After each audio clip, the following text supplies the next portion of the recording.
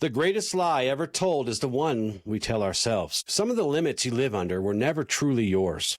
Someone said something happened, you failed once, you might have been rejected, or somebody compared you to another. You were judged. You were told who you were before you even understood who you could become. And over time, that suggestion became belief. And then that belief became identity. And then that identity becomes a prison. It's the I can'ts and I'm not smart and I always fail and I'm not attractive and I'm not worthy type of prison. And because the belief feels familiar, you actually start to mistake it for truth. Today, we're going to begin the work of de-hypnotizing ourselves from these false beliefs. As this axiom of light tells us, before you can break free of negative or improper influences, you must first recognize them. Awareness is the beginning of liberation. And the path of light requires us to wake up from the trance of who we were taught to be. My name is Justin Gates. Joining me today is Michael Perry.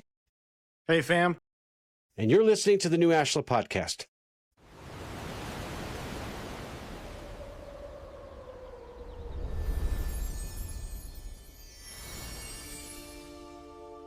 Hello and welcome to the new Ashla Podcast. We're so very happy that you're here with us today. So, Michael, this episode, we're going to be exploring how people become trapped by these false beliefs, these lies that they never consciously chose.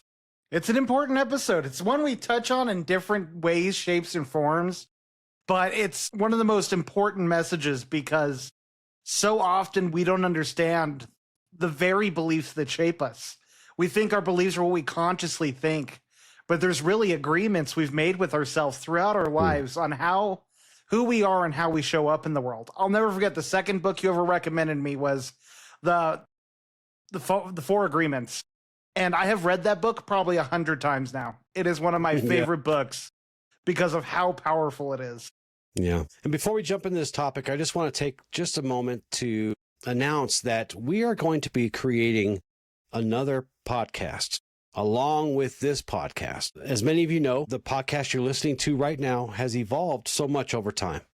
And it really began simply as the new Ashla Podcast, but it's now become so much more focused on the work that Michael and I do together around healing and relationships and psychology and, well, psycho-spirituality, I think, is really what we've landed on. But there is another side of Ashla that really needs to be given a microphone, as it were. Those of you who know me, for years I've written and taught about the way of Ashla and the axioms of light and the secret ethos and the force and spiritual philosophy and meditation and all these things and what it means to actually build a life around these teachings, as Michael shares on this podcast all the time.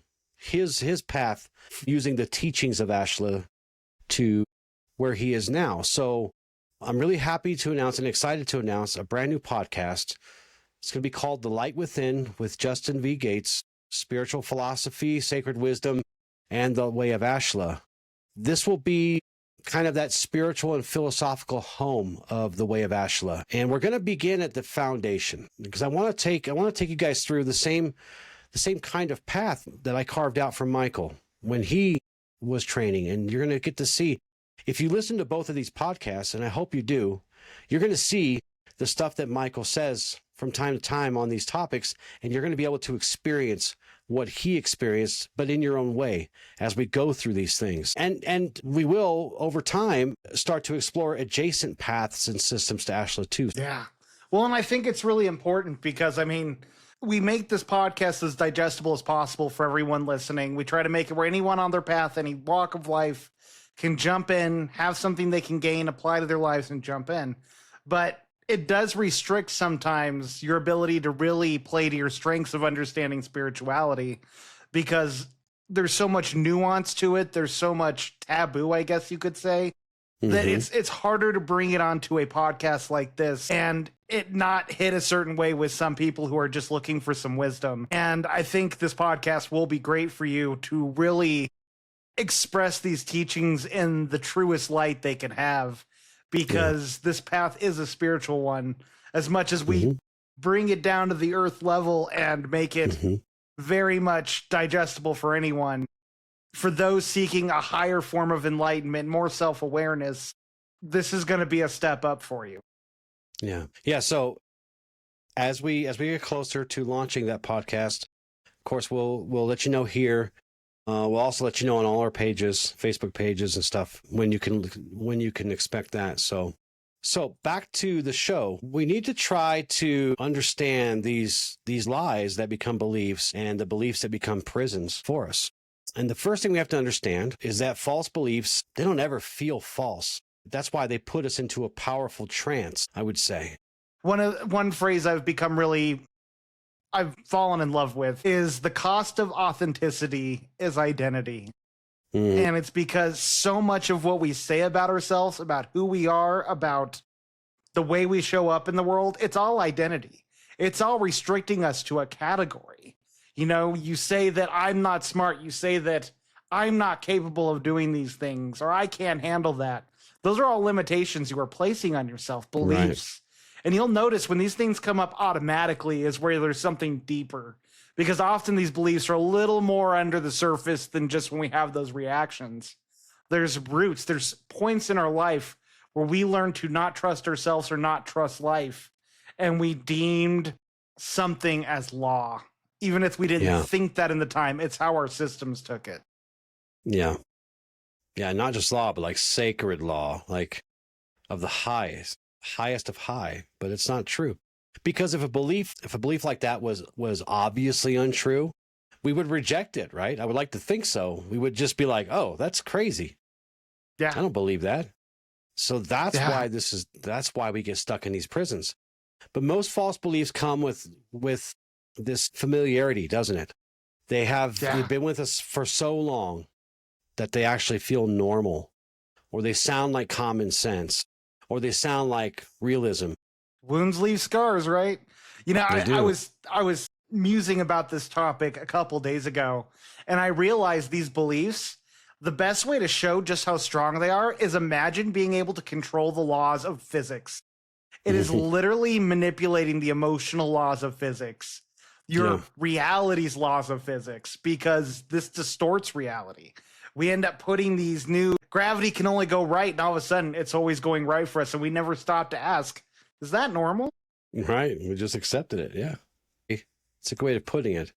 But this negative self-talk, and it's not even just negative self-talk, because we do say things that, you know, I am this or I am that or whatever, but it's usually really negative towards us. They start to feel and sound like our personality. We identify with or identify as these things. And that's where the real tragedy is here, because you're not describing reality. You know, maybe you are bad with people. Maybe that's a truth. But most of these things that we say to ourselves, and that become just this automatic system that continues to lie to us without our being consciously aware of it, are not true. What they're really describing, most of them are not a real thing, but a conclusion that you accepted as real. And it could have come from a parent. Well, I'm not going to say it could have come. It does come from our parents, from our teachers, relationships, religions, cultures, right? All these things. Just living life through your teen years, because if we find we get really embarrassed, or bullying, or whatever the case may be. And people, and here's the thing too, people don't even have to say these things to you directly. Maybe stuff just affected us in a certain way, and our deeper mind tried to create meaning out of it. Yeah. Well, when you evaluate how you are as a child, right, and you come into the world with no expectation, with all the expectations of the world, with no understanding on how things work, everything starts to mold us. We start to find out how we conform, what's appropriate, what's right, what's okay, what's acceptable. And I mean, different situations call for different versions of us to show up. You know, we're rebellious kids at nighttime before bedtime, but we go out in public, we better be on our best behavior.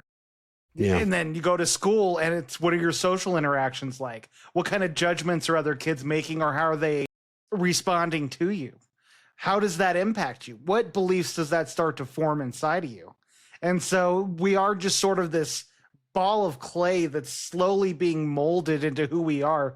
They talk about in psychology that like the first 7 years of development catalyzes who you are as a person very early on.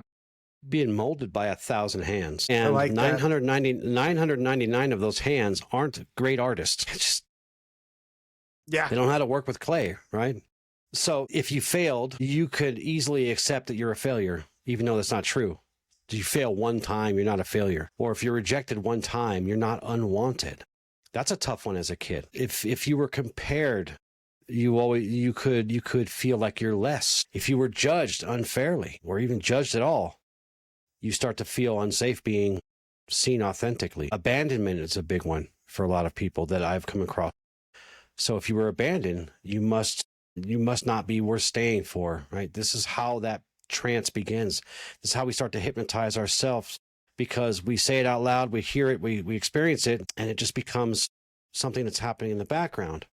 Because something can happen just one time, but the meaning of it gets repeated back here. And then that belief becomes a filter and a lens, right? That we see the world with.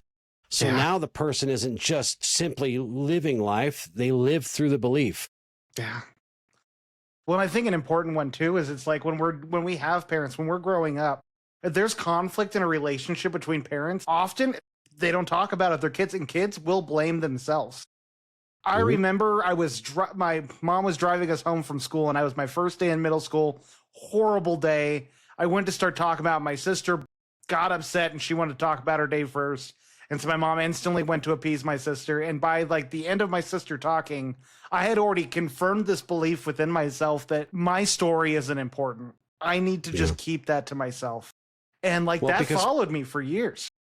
Well, that's because we're taught to give priority to the youngest of us. We're taught to give the priority to the oldest of society and the youngest of society. That's what we're taught. That's how society works for most of us in most cultures, in most places. Would you say that's accurate? Well, I'd say so, 100%. And it's not that we're actually less important, but it certainly feels that way. And that was ingrained in our parents, and that was ingrained in their parents, and so on and so forth. So unfortunately, that's what happens. But you're right. We do learn to feel less than simply because we're not young enough or we're not old enough. Well, and I think often even just dealing with adult figures, even if they're not related or an instructor, one horrible interaction with an adult can change our entire worldview, because in our minds, adults have authority. Adults know better. Right. Yeah. They are in a position of trust. They just a lot of times don't realize the responsibility that goes with that. How does a false belief become so familiar that a person mistakes it for actual truth? Like, why would somebody defend these limiting beliefs, even when those beliefs are actually hurting them? Because it's what they know. I mean, when it comes down to it, how many people actually know about nervous system, right? Usually the thing that ends up creating the same event happening over and over, that confirmation, is our nervous system. Say the rejection one. This is a great one because I've seen this happen, where someone deals with a bad enough rejection that now anytime they want to ask a girl out, they end up freezing up because their nervous system automatically deems it unsafe, and then that taints their mind, and their mind starts saying, you're not good enough, you can't do this, it's my automatic no, they're going to label you a creep, whatever it is that runs through your mind. But it's a nervous system level belief, and that's what makes them so much like the laws of physics, is because when we don't understand our nervous systems, these beliefs drive us. How many times have you wanted to go do something that's totally been outside of your comfort zone and you freeze, or you don't do it? It is those beliefs being kicked in and being metabolized in real time. Yeah, and that's a perfect segue into how this shows up, because fear's easy to see when we're scared of something, even if it's fears that are crazy fears, like being afraid of dots, right? Or being afraid of unicorns or something. But we could see those. We can feel those. And but with these beliefs, we can't see them very easily. So they do shape what you attempt or what you don't attempt, as you just said. They shape what we avoid. They shape what and how we sabotage ourselves. They shape what we assume is possible and what's impossible. Yeah. I mean, it's crazy how much we can just develop this I can't mentality. We end up believing it more and more. I have a few people in my life that I care so deeply about, and I want to break them out of that shell so bad. But it's like, until they understand this shift that needs to happen within, that's not my place. I can show them a path, but it is not my job to lead them down that path. You can lead a horse to water, right? Right. I threatened to flick you in the head many times when you said, I can't. And I would say to you, we don't use that language here. You can cuss me out with the most foul language you can think of, but I don't want to hear the phrase I can't. Right? I'm not going to. There's a couple times I said it, and man, it was like, ooh, I saw a new Justin here. Yeah, you've seen the different. Yeah, you've seen the right. I'm not gonna let you limit yourself that way. That's my job. Don't you talk about mentor, my friend that way? Don't you talk about my friend that way, right? But this stuff really, really hurts us because lots of people out there have a lot of ability and a lot of talent and a lot of creativity, but these beliefs say no one wants to see that. No one wants to hear that. They can be really smart, but they don't believe that. So they pretend to be dumb. You know, they might have strength, but the belief says, you know, you're going to fall apart or I'm too much. So the issue is not capacity. No. The issue is permission. The issue is permission here, right? What we give ourselves permission to do and not do. Was that a question? No. Okay, I didn't think it was. I was making sure. I'm just saying. So, you know, we talk a lot about on this show, we talk a lot about capacity and what we can handle and how we expand our vessel, right? This isn't about capacity today. This is about what you're giving yourself permission to do or not do. Well, and that's a great lens to look at it for. Look at any area of your life where you feel dread, where you feel uncertainty, where you feel inadequate. There's a good word for it, because that is the one that usually pops up. One thing that's really cool about these beliefs is if you find the belief, like the surface level of like, why am I so triggered by this? Why do I find this so difficult? It's often associated with a core wound. And that core wound, this is how you've put salve over it. This is the Band-Aid you've thrown over it to not have to look at it.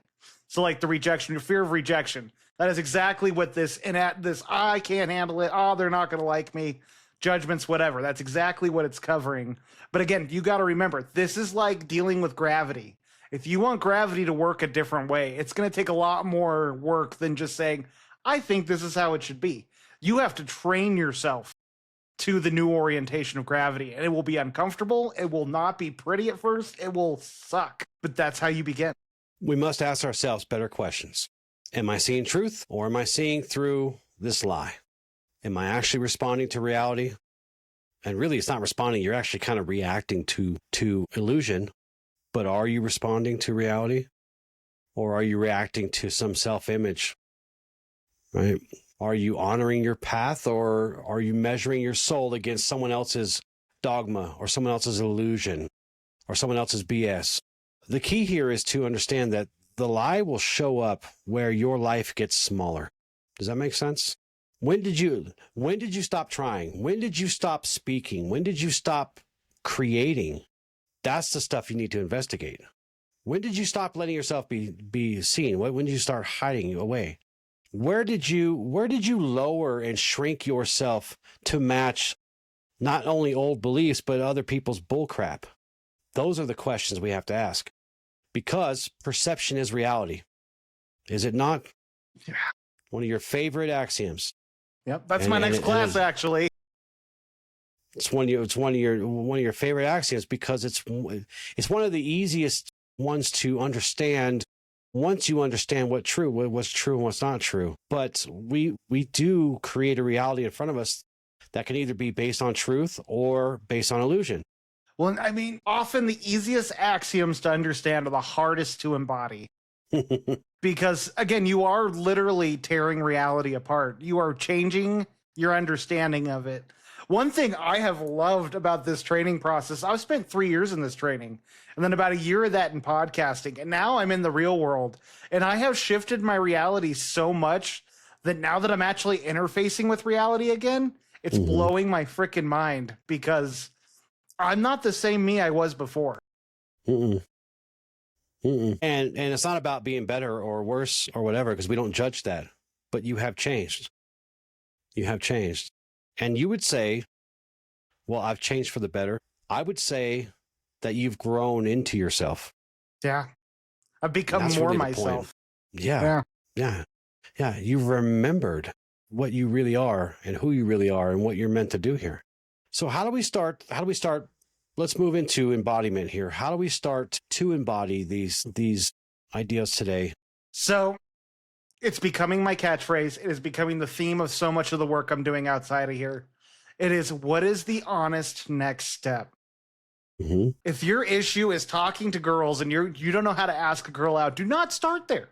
The next honest step is learning how to have a conversation with someone of the opposite sex. It is being able to put yourself in situations where your comfort zone is stretched, but it's not breaking it, where you're going to get flooded with your nervous system. It is being able to ask yourself honestly, instead of being this idealized champ who's going to be able to handle any girl who comes across, what's the next what's the next version of you look like? What's the next evolution of you going to look like? And I do not mean mastering a skill. I just mean someone who's now taken this step. Make that your goal. Like, that is, again, it's becoming the heart of the work I'm doing outside of here, because it's helping people establish that baseline and discover what is the next honest step. Because often we think the next honest step is 50 steps ahead, and that's one step. And it's like, no, come back to reality, friend. Recognizing the lie can break the spell that we're under. But that's not the whole work we have to do. Because once we see the lie, then we have, again, now we have to ask a new question. What truth am I going to practice going forward? But we have to understand that a lot of these false beliefs have been repeated for years and years and years. One moment of awareness isn't going to erase it, is it? Because our nervous systems and our deeper mind have learned to understand the old pattern as something real, as something truthful, even though they're not. Because it's a pattern developed, right? Through repetition and given emotional energy to charge it so it becomes powerful. And false evidence that you find around you, that you create in your reality.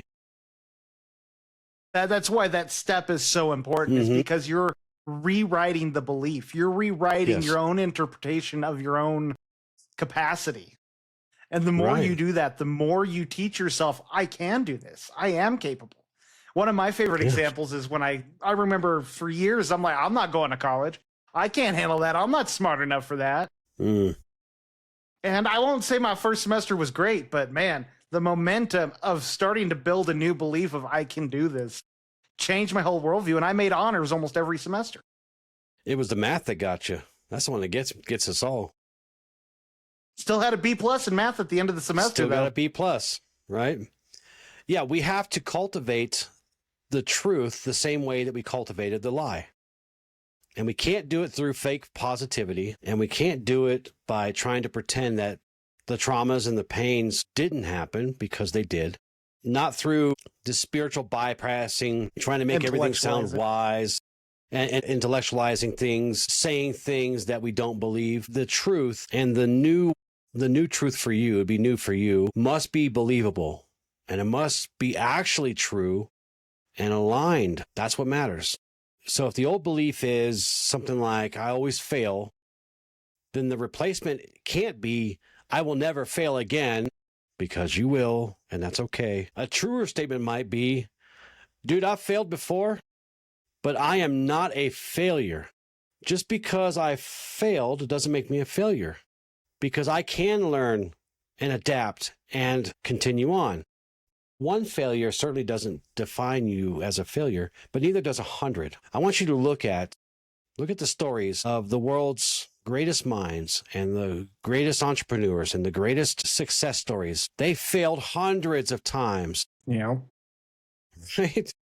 And the reason they succeeded was because they refused to be a failure or to believe themselves to be a failure. Right. So another one, if the old belief is I'm not lovable, you can't replace that with everyone will love me, because they won't. You can't control that. Right. A truer statement is that you could say I am worthy of love and capable of a healthier connection with someone else. Or I can learn to receive love with discernment. Or my worth is not erased by someone else's inability to love me, because not everybody's good at that. So, well, I love the failure piece, because if you learn to treat failure as nothing but opportunity, one of my favorite things to do if something goes wrong, if something's amiss, instead of looking at failure, what's the data I can collect here? Where can I improve? what every failure has opportunity right there with it. And the more you refine, the more you use it as just data instead of as a statement about who you are, the more you will master life. Yeah. Well, yeah, because you're mastering yourself. Yes. Because you are surrendering with strength, with power to things that weren't yours. Right? Without truth, there is no trust. That's one of our axioms of light. This axiom teaches us that we must begin with facing the falsehoods in our thoughts, in our patterns, right? And we have to recognize and dig and find where these untruths, where these lies come from.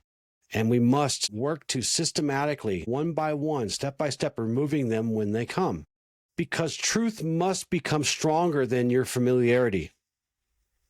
Does that make sense? Yeah. A belief can be old and still be false. Just because something's old doesn't mean it's wisdom. There's bullshit in the modern day, but guess what? There's bullshit in the ancient days too. Just because something's old doesn't mean it's not, that it can't be false. You can have a common belief and it still be harmful. Our other axiom of light that kind of hits here, truth has no regard for popularity. Just because something's popular doesn't mean it's true. Just because something's popular doesn't mean it doesn't hurt you, right? A belief can feel emotionally powerful, but also still be untrue. A belief can come from someone that we love and respect, but still fail the test of truth. You get where I'm going with this? Yeah. What does it actually take to replace an old belief? Why isn't it just enough, Michael, just do an affirmation?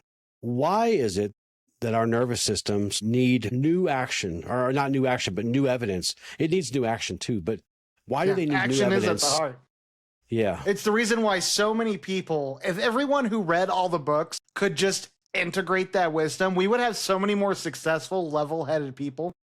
Like, if that was just how all it took is consciously taking in the material and then being able to just live from it, we would have so many less issues in the world today. But that is not how this stuff works.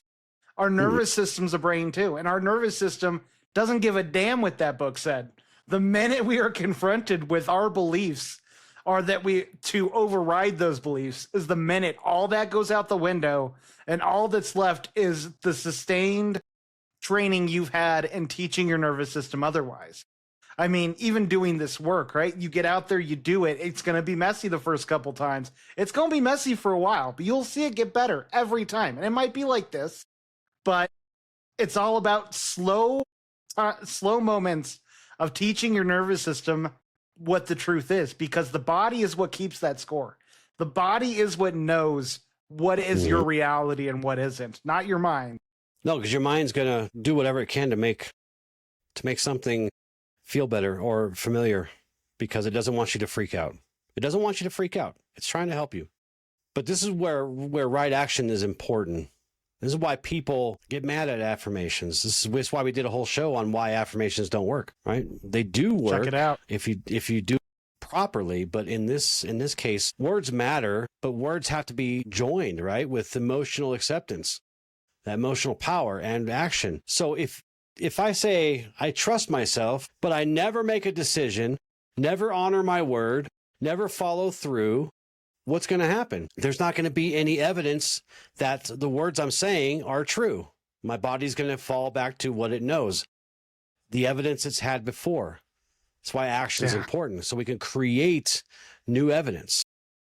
Yeah. There's a quote that has always bugged me because I never understood its meaning.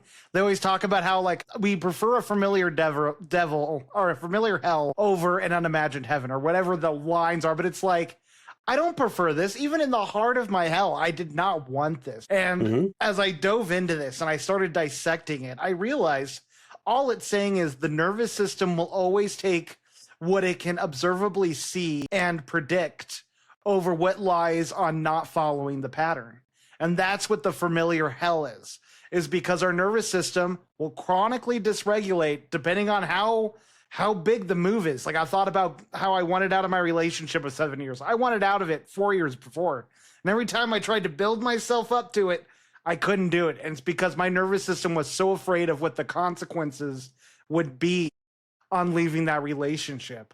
And so it always just bring me right back to baseline. That familiar hell was worth not finding out what it looked like on the other side of that. And I think often that's how our beliefs operate. Yeah. You're going to go with whatever evidence you have. Even if it's bullcrap, even if the evidence isn't real, we're always going to go with what we can prove. Even if we see evidence of lies, that's what we're going to go with. So we have to work systematically to remove these things. Do you have any final thoughts for today's show? Again, none of this stuff is to beat yourself up. Please do not use this as another reason to weaponize who you are against yourself. Use this with curiosity, with self-love. Like, I know that's preached everywhere, but it's genuinely so true. It is compassion for who we are today, because who we are today and all of these beliefs have kept us safe up until now. That's why they exist. So meet yourself with compassion and ask yourself, what is the next honest step in what you want to overcome? Not where do you want to be once you overcome it, but what does that next honest step look like? And then just do it. All right. One of the worst things we do is we get caught into trying to plan the perfect way to go about it, or the perfect to-do list, or the perfect timing. None of that crap exists. Just do it. Just do it.